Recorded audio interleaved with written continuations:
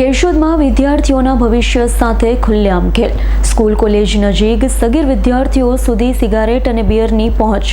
હિતરક્ષક સમિતિનો ગંભીર આક્ષેપ. તંત્ર સામે તાત્કાલિક કાર્યવાહી કરવાની માંગણી.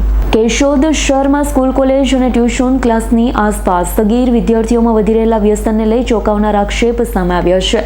કેશોદ હિતરક્ષક સમિતિએ તંત્રને રજૂઆત કરી આરોપો લગાવ્યા છે કે સ્કૂલ કોલેજ વિસ્તાર, એસટી બસ સ્ટેન્ડ નજીક, ફુવારા વિસ્તાર તથા ટ્યુશન ક્લાસીસની આસપાસ આવેલી કેટલીક પાન, બીડી અને ઠંડા પીણાની દુકાનમાંથી 18 વર્ષથી ઓછી ઉંમરના વિદ્યાર્થીઓ સુધી સિગારેટ, બિયર સહિતના નશીલા પદાર્થ સરળતાથી પહોંચી રહ્યા છે. સમિતિનો આક્ષેપ છે કે કેટલાક દુકાનદારો પોતાના આર્થિક ફાયદા માટે સગીર વિદ્યાર્થીઓને વ્યસનની દિશામાં ધકેલી રહ્યા છે. માત્ર વેચાણ જ નહીં પરંતુ દુકાનોની પાછળ અથવા આસપાસ બેસાડીને આવા કૃત્યને પ્રોત્સાહન આપવામાં આવતું હોય છે તેવો ગંભીર આરોપ રજૂઆત કરવામાં આવ્યો છે.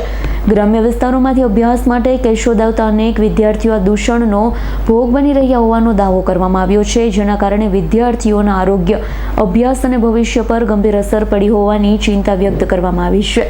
કેશોદ હિત રક્ષક સમિતિએ જિલ્લા અને સ્થાનિક વહીવટીતંત્રોને તાત્કાલિક દરોડા પાડી દોષિત દુકાનદારો સામે કડક કાનૂની કાર્યવાહી કરવાની, સ્કૂલ કોલેજોની આસપાસ વ્યસનજન્ય વસ્તુઓના વેચાણ પર અસરકારક નિયંત્રણ લાવવાની અને સગીર વિદ્યાર્થીઓને વ્યસનના ચક્રમાંથી બચાવવા માટે કડક પગલાં ભરવાની માંગણી કરી છે.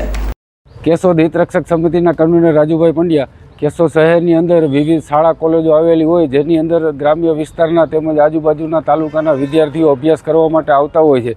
આ વિદ્યાર્થીઓ એસટી બસ દ્વારા અપડાઉન કરતા હોય, જેથી કરીને આવતી વખતે અને જતી વખતે બસ સ્ટેન્ડની અંદર રોકાતા હોય છે.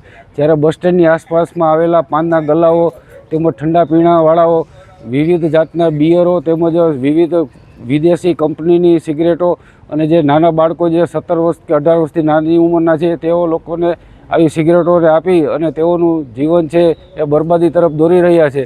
ત્યારે અમે તંત્ર પાસે માગણી કરીએ છીએ કે બસ સ્ટેન્ડની આસપાસ તેમજ શાળા કોલેજની આસપાસ આવેલા પાનના ગલ્લાઓ દ્વારા જે નાના વિદ્યાર્થીઓને, બાળકોને જે સિગરેટો તેમજ ઠંડા પીણાની અંદર બિયર જેવા કેફી દ્રવ્યો આપવામાં આવે છે તેની સામે કાયદેસરની કાર્યવાહી કરવામાં આવે.